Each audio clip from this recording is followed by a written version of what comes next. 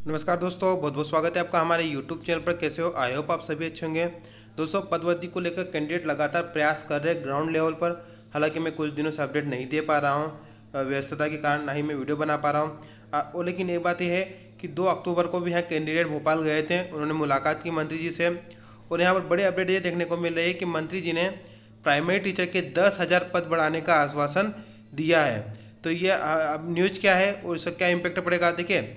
वर्ग 1 वर्ग 2 के लिए भी लगातार प्रयास चल रहे हैं। अब प्रॉब्लम सिर्फ ये आ रही है कि बीच में आचार संहिता लगने वाली है, और अगर बीच में आचार संहिता लग रही है तो फिर चीज़ें कुछ ना कुछ चुनाव के बाद होगी, ठीक है। तो ये फिर बीच में दो महीने आपको वेट करना पड़ेगा।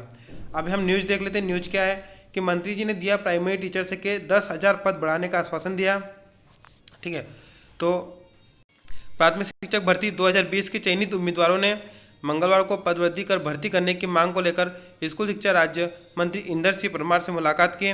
चयनित शिक्षक मंगल सिंह ने बताया कि मंत्री ने प्राथमिक शिक्षकों के लगभग 10,000 पद बढ़ाने का आश्वासन दिया है। ज्ञापन में अभ्यर्थियों ने 13% ओबीसी होल्ड हटाने की भी मांग की है। अभ्यर्थी भर्ती की मांग को लेकर डीपीआई के सामने 2 महीने तक धरना प्रदर्शन, भूख हड़ताल और आमरण अनशन कर चुके हैं।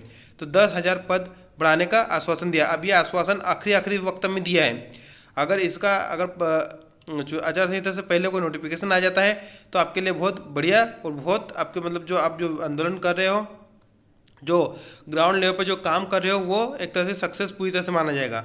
अगर आचार संहिता से पहले नहीं आएगा तो आचार संहिता के बाद भी संभावना है पूरी तरह से, क्योंकि अगर आचार संहिता के बाद कुछ होता है तो वो डिपेंड करता है कि कौन सा मतलब राजनीतिक समीकरण या फिर कौन सी सरकार आएगी, ठीक है। उस पर डिपेंड भी ये चीज़ें करेगी। लेकिन ये बात है कि अगर कुछ सही रहा तो वर्ग 3 में आपके इतने पद बढ़ सकते हैं, क्योंकि जैसे कि वर्ग 1 वर्ग 2 की जो भर्ती हुई थी तो उसमें भी लगातार प्रयास चल रहे थे। बाद में पदवृद्धि हुई भी कुछ पदों पर। उसके बाद वर्ग 3 की अभी तो प्रोसेस चल ही रही है, ऑन गोइंग ही है, ठीक है। इसकी सिर्फ 2 काउंसलिंग ही हुई है।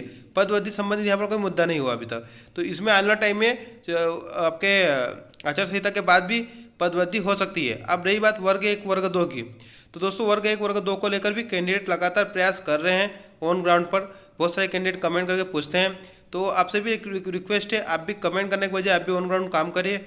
अब हालांकि अब वक्त तो हमारे पास बहुत कम बचा है पदवृद्धि को लेकर, लेकिन फिर भी इसका मतलब ये नहीं कि प्रयास नहीं छोड़ना चाहिए। आपको लगातार कंटिन्यू प्रयास करते रहना चाहिए। आज नहीं तो कल आपको इसका फ़ायदा ज़रूर मिलेगा। लेकिन जो मेन टाइम था वो अभी हमारा ये चुनाव से पहले का था, लेकिन अब वो निकल चुका है, ठीक है। लेकिन फिर भी कोशिश करते रहना चाहिए। तो जो भी अपडेट होगी मैं ज़रूर बताऊँगा। मिलते हैं नेक्स्ट वीडियो में, तब तक के लिए जय हिंद, जय भारत।